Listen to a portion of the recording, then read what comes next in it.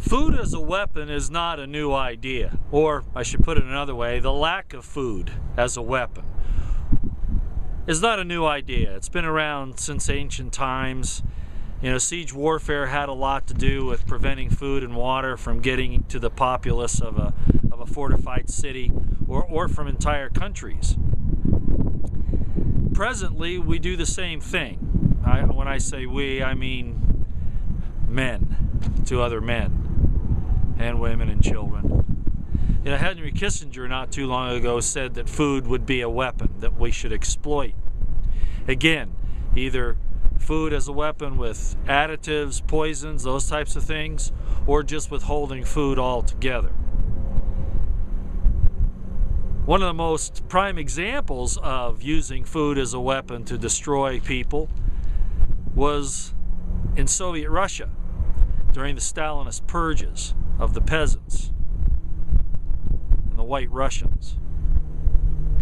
First of all, it came out as regulating the food as far as what was being grown and who could grow it, and then ended up using the control of the property and of the ground to prevent any agriculture at all, and the people starving to death by the millions.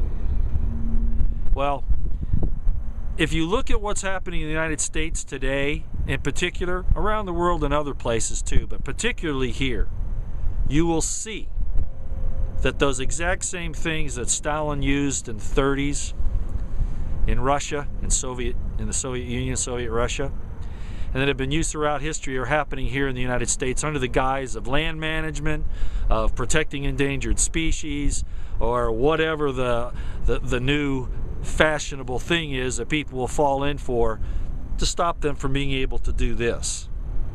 Now, I'm not saying that the management of the land is a bad thing, but that's not what's really happening here. And I think we saw that at the Bundy Ranch with the so-called, and I mentioned this several times during this video, the so-called endangered desert tortoise, which isn't endangered at all. As a matter of fact, the BLM was killing thousands of them because there were too many of them. And they're doing the same thing here in the San Joaquin Valley, citing fish, insects, birds, you know, and any number of things. As a matter of fact, what happens in this whole scenario is that when a piece of land is identified as for these foreign international corporations to take control of, or elites in general to control the population, what they do is they say to these organizations, go out and find us an endangered species that we can list as being part of the problem that we have to save, and that'll be our excuse for doing it. So anytime they go out, they'll find 4 or 5 possible species that they can list as endangered, and then take over the land, impose restrictions or whatever. So during this video, I'm going to show you some of the signs that have been put up by the locals and give you some of the background about what's happening here. It's not in depth by any means. I'm actually traveling through here, but it's something I've wanted to discuss for a long time, so I figured today was the day. Again, you know, there's a lot going on as far as what the elites are trying to do to mankind in general, and we could manage ourselves, but this is about setting up a situation where they can tell us that they're going to eliminate 90% of us and then feel free in their conscience to do so. Am I an alarmist? Look at history, folks. You know, read their white papers. This isn't just me or other people that are warning you about this. This is really happening, okay? All right, well, let me show you around a little bit about some of the things I found. One of the things that I wanted to take pictures of, and I haven't been able to get there because of the way the roads are, is a lot of downed trees that have dried up in place and have fallen over. These would be nut trees, citrus fruit trees, etc. And whole orchards, hundreds and maybe thousands of acres have just died from lack of water. And you know, as I talked about Stalin and killing people off using food, these trees that are dying are a really good example of, as a matter of fact, I'll just put it this way, in the scriptures, men are often referred to as trees. And so seeing these dead trees by the thousands kind of hits home if you understand what the significance of that is. What I'm going to show you here is the San Joaquin Valley. That's looking north towards Sacramento. The aqueduct right there in front of you is the California Aqueduct. And I'm going to take you on around east here, let you see what it looks like. You can see how agriculturally rich this is. Grapes, citrus, garden vegetables, nuts, just about anything and everything that can be grown here. That's why it's such an important agricultural treasure. I would guess that this is probably one or two real bread baskets for the world as far as food is concerned. I tilted the camera a little bit there, but I think you get the idea. I'm going to widen the lens here now so you can see the expanse of this and go back through it again. Now, I'm pretty far up north now in the San Joaquin Valley, but I just wanted you to get a good picture of what this is like here. And we're looking down south now, a little bit further towards where Los Angeles would be, Bakersfield, those types of things. Anyone who's traveled the San Joaquin Valley in Central California has seen these signs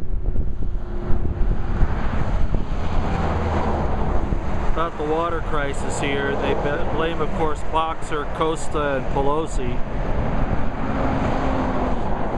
Now, behind this is a field and they're growing something. I'm not sure what that is. I think it's alfalfa. The point is, this area is capable of tremendous agricultural productivity. As a matter of fact, if it's not the #1 area in the world for agriculture, it's certainly one of the most important ones.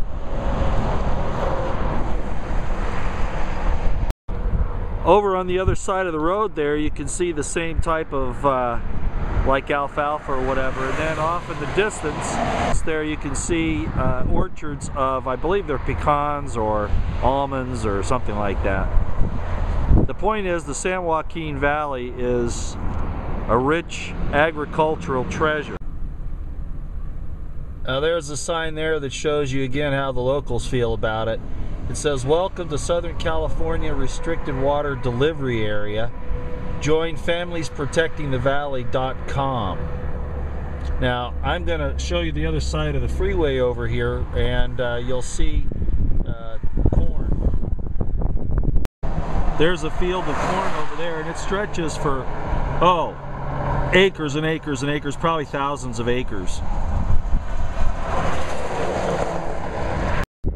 But then, as I showed you on this side, you know, there's nothing growing. It's just dried up land. So this valley is capable of a diversification of agriculture, from nut and fruit trees to corn, broccoli, all manner of vegetables and fruits basically. Plus they raise cattle here. I've seen sheep, all sorts of domesticated animals. I'm sure there are even chickens and all that. The point is, the San Joaquin Valley is a breadbasket. Like I said, if it's not the #1 in the world, it's certainly up there high on the list. Dried, sunburned fields. No, these aren't laying fallow here, or lying fallow. They're not able to plant here. They're under these water restrictions. I'm going to cross the road here. This field over here looks like it's been plowed, but not being used. Of course, there's still a lot of agriculture. There really is. But the amount of water restrictions are just prohibitive for really doing what they should be doing.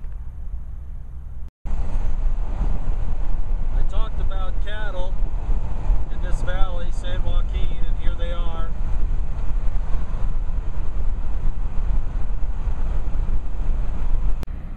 Okay, I wanted you to see this sign here before I show you the next thing. I want to point out that this is not just because California is suffering a drought right now. This has been a political decision made a long time ago, and they've based it on nefarious things, as they did at Bundy Ranch, and questionable things like, you know, the survival of the desert tortoise, that it was an endangered species there on Bundy Ranch, or here some insect or frog or bird. And these things, they decide they want the land for one reason or another. And so there are groups of people that come out here and will find a quota of endangered species, or at least designate them that way. And that's part of the problem. Now I want you to see this. This is a grove of trees. Same kind of trees we've been seeing, probably nut trees. I don't believe these are citrus trees, but they're nut and fruit trees. Look at this. They're letting entire orchards dry out and die. There are other places I can take you to. I'm hoping I can find them where the trees are falling over now because they've been dry for so long. Again, this isn't just a recent development because of the drought. This has been an ongoing political decision with Pelosi, Boxer, and Costa all agreeing to this and getting the Congress to go along with it. And of course the BLM, the Bureau of Land Management, enforces all of this, and they're heavy-handed, just like they were at Bundy Ranch. So these people have had their water supply cut. Again, not just because of the drought. This has been a political decision based on a lot of things, and it affects your food supply. Oh, by the way, things that are not justifiable, not in any way, shape, or form to the extent that we see here. And then, of course, this affects your food supply, the wanton destruction and killing of cattle by the BLM at Bundy Ranch, and their mismanagement of that, and even the way that they were trying to corral those cattle. And then here, with food that could be feeding the hungry. This is affecting the local economy, of course, affecting the food supply. Just wanted you to see that so you'll know that this is going on. It's a widespread problem everywhere in this country. San Joaquin Valley here is just a prime example. I don't know if you can see that sign. It says, "Stop the Congress-created Dust Bowl," which is just my point.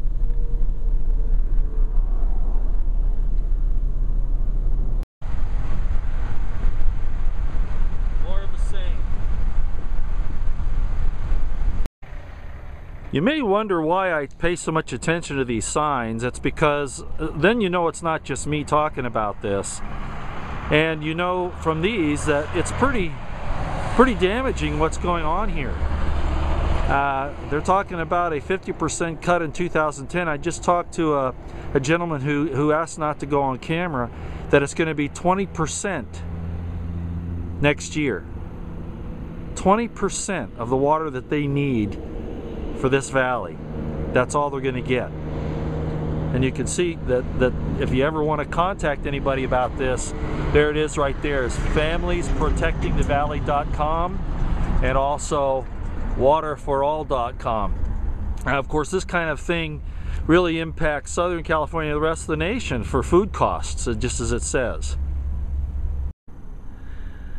Again, another sign. And I want to point out again that the water management by the legislature here and the federal government is just ridiculous. Again, based on not just the supposed endangered species, which of course are contrived by and large, as I pointed out, like the desert tortoise at Bundy Ranch, but also because they emptied the reservoirs for no reason, way too early. It was almost like it was a conspiracy, a plan, and I'm sure they've got all kinds of reasons for stating they needed to do that. But this is what it's caused. Now, I'm a little too far away from that grove right there to show you, but you see how parched that is? They're letting all of those trees die. You remember the ones I showed you that were already dead? These are almost there. An entire grove that goes on for hundreds and hundreds of acres that they're just letting die. All that work, all that sweat, all those people that could be fed by these things, and they're just letting it dry out and die.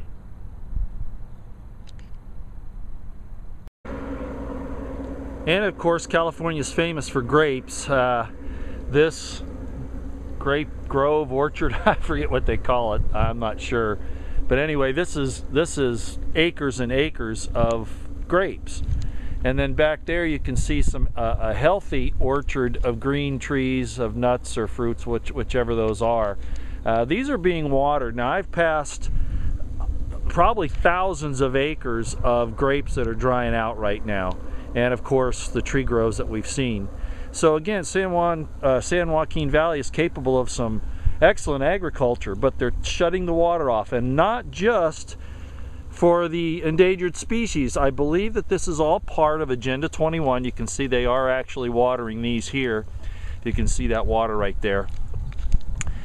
To cut off the food supply and basically to cut down the numbers of people that are living on this earth.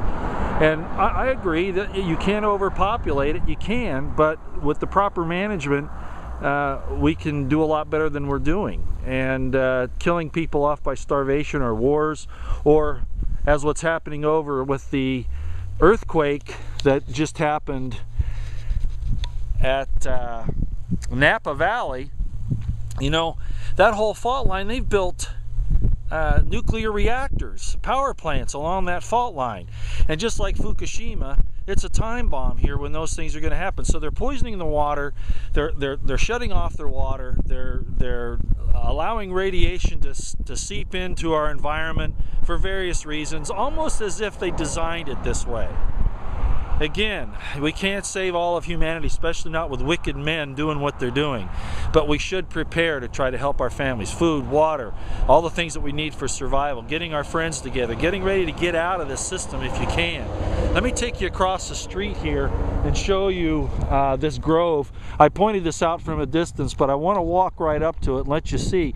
You see the healthy stuff that's right here. They're actually watering that. But look at this over here. This hasn't been watered in a long time.